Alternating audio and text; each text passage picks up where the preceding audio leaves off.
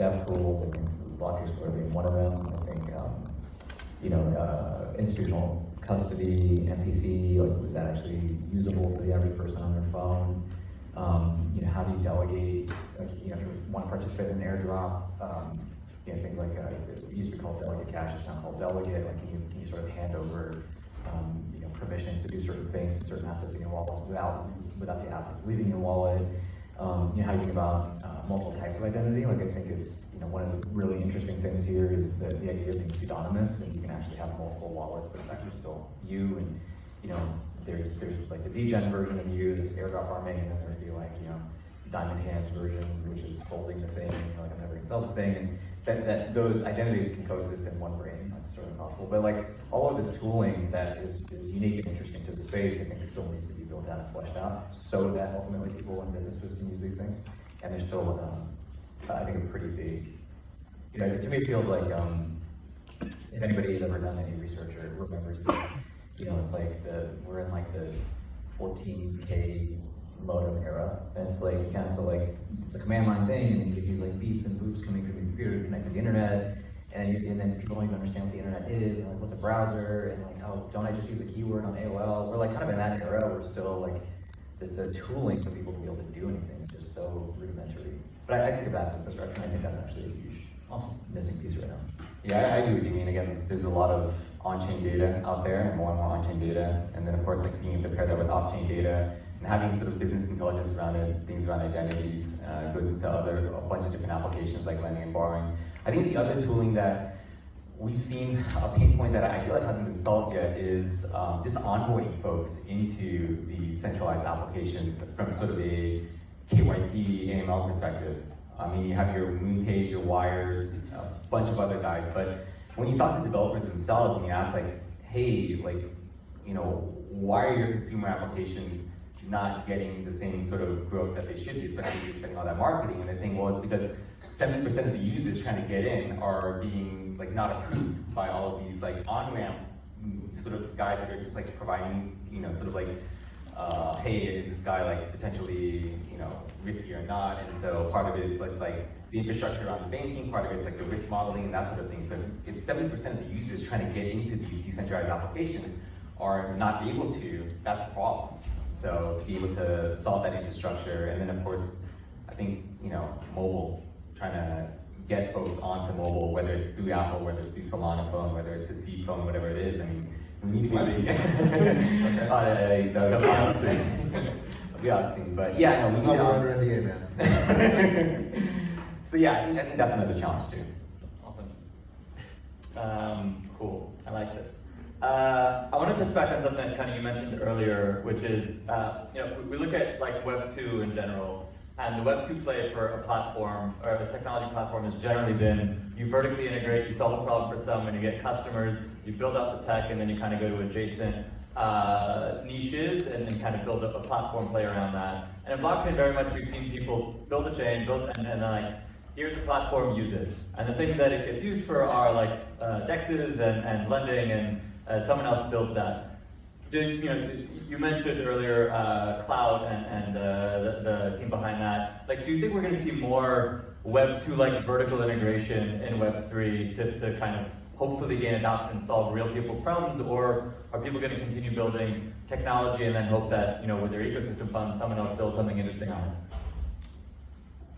It's a good bet that people will do more of the same. Should they? Yeah, I mean, I think, look, there certainly is a lot more room now to build a kind of verticalized app. Like FriendTech is a good example, right? So it kind of took the same ideas as the cloud, but did it in a much more user-friendly way. A lot easier to onboard, a lot easier to like kind of make it, a lot of viral components that have made it more successful on a relative basis. Still, it's pretty tiny from the perspective of any kind of Web 2 application that you would consider to be viral. I think, although the pieces are coming into place, and you see this both with social applications, you also see it with gaming, is that it's becoming easier to kind of abstract a lot of the blockchain details from end users. I wouldn't be too glib about dismissing what protocol developers are doing in trying to attract people to their underlying platforms. Most of the time, when an entrepreneur tells me, I'm trying to build a platform, I tell them, fuck off. Like, it's really hard to build a platform. It's really, really hard. Platform basically means that there is no UX. That's what platforming is, right? Like somebody else is going to build the UX. The only place where that really makes sense is when you're building block space. And it turns out that block space, somewhat uncommonly, is so important of a problem to solve and to build in an effective, scalable, usable way, that that is the one place where it does make sense for people to be doing these platform plays. But if you look at the OG platforms, right? Like, take 0x. So those of you who don't know, 0x was like one of the very first big DeFi protocols. They really tried to be a platform. They were like, everybody else, you come and build a DEX on top of this. You build an RFQ exchange on top of this. You build an aggregate on top of this, and it didn't work. And a large part of why it doesn't work is that when you are the person who's building the underlying thing, you are just so much better than anyone who's going to build on top of you. And it's just a general rule that if you're a brilliant entrepreneur and you build this awesome, exciting tech thing, you're like, hey, come build on top of me. The people who are going to build on top of me are people who are generally less capable than you are.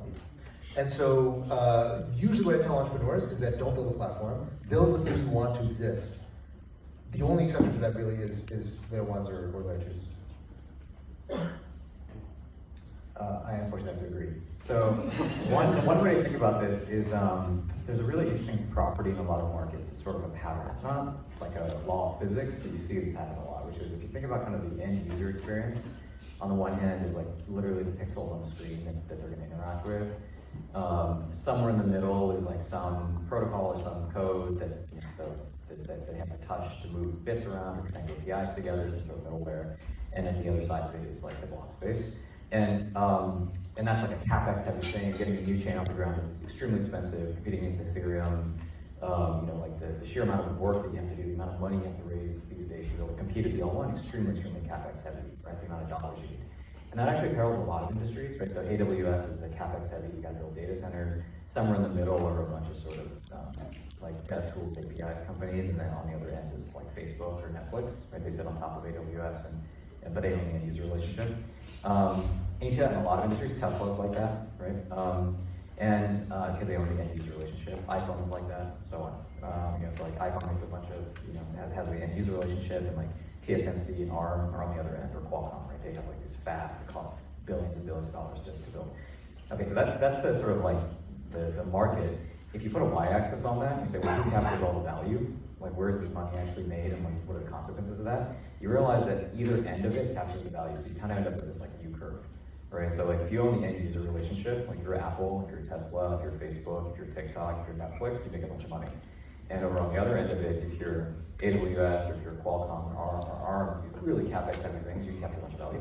And the people in the middle tend to get squeezed because they don't have pricing power over the other parts of the chain. And so what that means is, let's say Disney, you can see how this plays out in another market, right? If you're Disney, you're distributing through Netflix, and you don't actually own the end user relationship in the Netflix scenario, so you're getting squeezed. Like Netflix has all the power in that relationship, so you have an incentive to kind of move up the curve, right? And so this is where you get Disney Plus. So like we have to own the end user relationship. We have all this content, otherwise we can't make any money. So we have to own the end user relationship. So you see this play out in all sorts of other markets, and so I think the way this plays out in crypto and blockchain is if you're somewhere in the middle, if you build a protocol like a 0x, you have one of two options. You either have to try to move towards the block space side of the curve. You have to say, I'm going to build my own L1 or an L2, and the L2 is going to masquerade as an L2 and has an incentive to try to become an L1, ultimately. Or I have to move up this side of the curve and own the end user relationship. And so I'm going to build an interface, right? Like you see Uniswap kind of doing this. It's like I have to own the interface, right? And so there's sort of this like natural. It's almost like an emergent property of like the game theory of who captures value and how, who has like pricing power over the market structure, that you sort of think get this emergent behavior. Yeah, I agree with these guys. I mean, at the end of the day, you see everybody trying to get as close. I mean, one just do the same thing. You see everybody's trying to get to the wallet side of things, and then just kind of move back down. But it is tough though. I mean, we've invested into a bunch of, I guess you call them developer tools. I'm on board with Alchemy, and they've gone out there, and I guess with these developer tools, you just go and solve one problem and solve it really, really well, and then try to then expand over to other things that are a little more sticky. Talk about things like APIs. I think a lot of developers tooling are trying to get to different customized APIs for folks, and then of course when you get to the transaction layer. But at the end of the day, I mean, everything just kind of either moves closer and closer to the users or back down the block space. Yeah, I like the analogy of these platforms basically like bought their vertical integration, like they just acquired it because they needed it. Yeah. Cool. I like you brought up Alchemy. I mean, we're seeing like there's dev tooling, there's enterprise.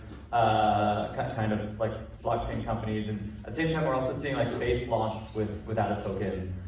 Curious about like how do you guys think about tokens themselves, and like are they necessary? Do they always help, or are they often just a distraction, especially in the current regulatory like climate within the U.S. And how does that ultimately impact like the business model for venture capital and blockchain if there are potentially or not tokens? Very interested to see what you see from this. I'll go last on this one. Okay, I'll go first. You just have to disagree. Okay, which side do I want to take on this one? I think I actually think tokens are very interesting. I think not everything needs a token, but I think if you don't need a token, it's unclear to me that you should be building on this tech stack, because I think that's like a proxy signal for, are you doing something novel and interesting that could not have been done otherwise? And if it doesn't ultimately need a token, then it's unclear to me why you would take the cost and the pain of building on this tech stack in this way. Like, it's just so much harder to do it this way. And really what the token is doing is trying to create an incentive alignment between a bunch of mutually distrusting parties who don't necessarily know each other, and an interface to create alignment for those people. And I think there are a lot of effectively marketplace types of problems that could be solved using that sort of alignment. Now you have to be smart about how you do the alignment. If you do the alignment in a bad way, you create bad incentive structures. And that's actually, I think more often the case than not, if people are not thoughtful enough about how they're doing the tokens themselves. But I think ultimately that's actually what makes these things interesting.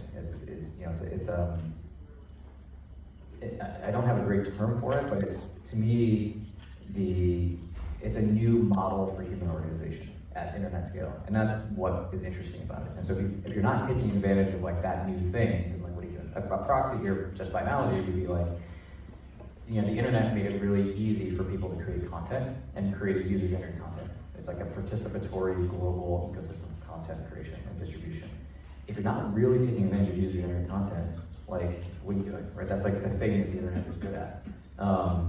And so, like that's why the old world media companies where I'm gonna make a blog and like put it on the internet and it'll be scalable and a good business. You're like, okay, that's like an okay business, but you're like not Facebook or Twitter or YouTube or TikTok. Like that's what made the internet interesting. And I kind of think of tokens similarly. Do you think you need your own token, or can you use another token? I mean, ultimately, like blockchain is also building decentralized applications and decentralized infrastructure. Like, does that mean you have a net new token, so to speak? It's a good question. I think in a lot of cases, yes, but that doesn't necessarily mean that the token will capture value. And I think there's sort of, over-indexing on the token is the value capture mechanism, but I think that the token could exist to create alignment, to offer people the ability to govern these things, but it's not necessarily an economic instrument. Paul? Yeah, I think you can build something and not have sort of a clear idea of what the token is going to fit and what it's going to do. At the end of the day, though, I think there's certain types of projects, certain type of playbooks out there where, a token can make a lot of sense. Again, it's decentralization of economics, it's a coordination mechanism, and so I think at the end of the day, especially in the bear market where there's just like less noise out there, I think you just put your head down, you build, you try to find product market fit, and you can reevaluate later on. Once you actually have product market fit, I think it also, from other perspectives, it makes a lot of sense to kind of get product market fit first, and then figure out a token. But I don't think you need to go in there and say, hey, like, this is going to be a token project, and this is what token's going to look like. But it's good to at least have that mentality in mind. But I think you just go out there and just find product market fit first. I think that's the key. Yeah, I think we've spoken about this like in another chat. The importance of product market fit first, otherwise you have a whole bunch of users and token holders that aren't actually the people that you're creating value for, and then you're kind of screwed with your project. You actually need to know how your product functions and who are like the players you want to coordinate around. Yeah, so I think that, I definitely agree with that. This is the whole idea of progressive decentralization, which you start with finding the right product, and then you figure out, how exactly to decentralize it. Going back to what Avichal said about, look, if you don't have a token, what the hell are you doing in the space? Like, go back to Dragonfly or whatever. I think it's actually a very deep question. I actually don't know the answer. Yeah, it's actually a very deep question. Is the main thing about crypto tokens? Is that the main thing? I think the answer is no. But what did I say? When we look for, when we're looking at investments, is there a coherence between what somebody's building and how they're monetizing it? And that's what I care about more than is there a token or is there not a token, right? So if somebody's building developer tooling, probably that doesn't need a token, and if it has a token, it's probably making the product worse. And if they're building an Oracle network, probably that thing should have a token, and if it doesn't have a token, probably I'm going to be less likely to trust it if it's just there's some company that's spitting stuff onto a blockchain. And so there's one thing that I often look back on is if I look back at our very first fund, which was launched in 2018, and I benchmark the returns of the tokens versus the equity investments, they're actually very close to each other, which is a little bit surprising because I think most people think that the tokens is where all the money gets made. Right? Their assumption is that, well, what VCs do, they buy tokens, they dump them on retail, and then we all go home and the retail gets money. And that's not really, I think that's not really true. In the short term, it looks like tokens make more money. Why? Because tokens are marked to market. Every single day there's a price goes up, and it looks like, oh, at any given moment you look, it looks like the tokens are outperforming. The problem with equity, it sort of goes up as a step function, right? So you wait for a while, and then the seed round, you wait for a while, and the Series A. Any given moment, it looks like the tokens are outperforming. But I think when all is said and done, especially because there are a lot of games that get played with token valuations, when, not to name any names, that might rhyme with Hurlcoin, you have a very small amount of float that makes it look like the fully diluted value is really big, the investors look like they made a lot of money, and I think this stuff can often be very deceiving when all is said and done, when an investor actually exits and comes out with cash, right? Like very commonly said in venture, you can't eat IRR. Eventually you have to turn whatever investments you make into cash. If that doesn't happen, guess what? It didn't work. You aren't some brilliant investor if you can't actually get the cash out again. And so all that to say, I think the thing that matters in the end is not whether it's a token or equity, but whether or not you're solving an important problem. And if you're solving an important problem, there will be some way for what you're building to capture value if you construct it in the right way. And I very firmly believe, even though sometimes it's an unpopular position, that the ultimate thing that matters is not the form in which you monetize, but the scale of the problem you're solving. Awesome. That segues me perfectly. Talk about what problems we want to be solving. So earlier we spoke about infrastructure and how a lot of the challenges and frictions in blockchain are being tackled right from, there's a ton of projects that are kind of working on the account abstraction principles that are now live that you can use. Like the interface you're getting with Friendtech, it's janky, but you can use it almost like an iPhone app-ish. You have low gas fees on scalability.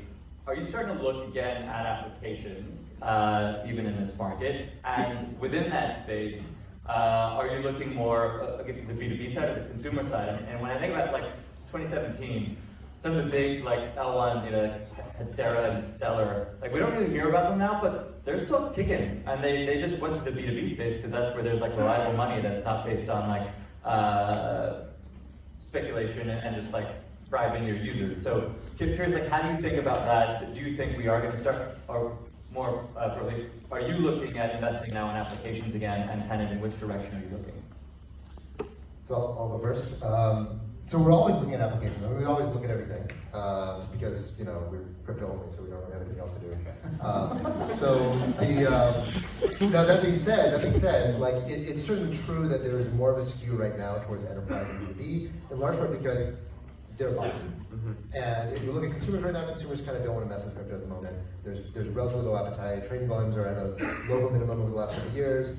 There's occasional things like Friendtech that pop up. Unclear yet whether this actually has staying power or if it's just kind of a couple weekend phenomenon. For the most part, we are, as an industry, we're still waiting for real breakout applications. The biggest things right now that are getting that kind of energy are just crypto trading, and then a few things that are mostly represented in emerging markets, right? Like some of the play to earn games that believe it or not still exist and still have a decent number of users.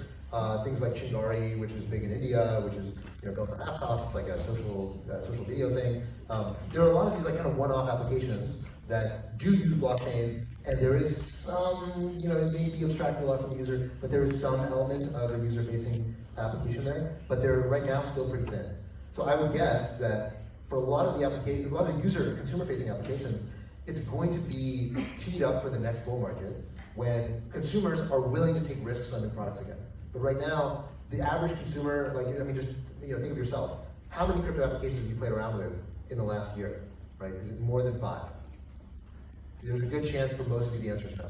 And if that's the case, that you can just multiply that out, except with the fact that you guys are the most selected to be the people actually playing around with these applications. So I think it'll be some time again until people get really excited about trying new things on the consumer side. But as enterprises, they're always playing around with this technology.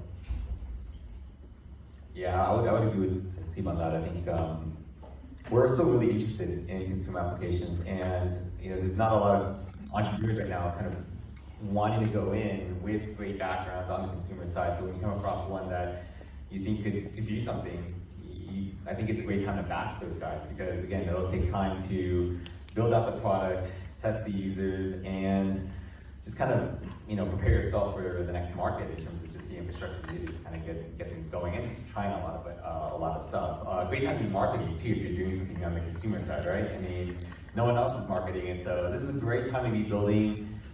Love founders that have some background in that, and definitely open for business doing that kind of stuff. But outside of that, it's mostly B2B. I mean, I'm seeing some early traction on like B2B enterprise NFT stuff. I'm starting to see things around tokenized real world assets, around treasuries, of course, and other things. And I think things like what I think Circles, and other companies on the payment side of things are trying to figure out how to enable much better cross-border infrastructure. PayPal, of course, with their stablecoin, I'm sure that's going to be around the payment side of things too. So I think there's a lot of things on the B2B side.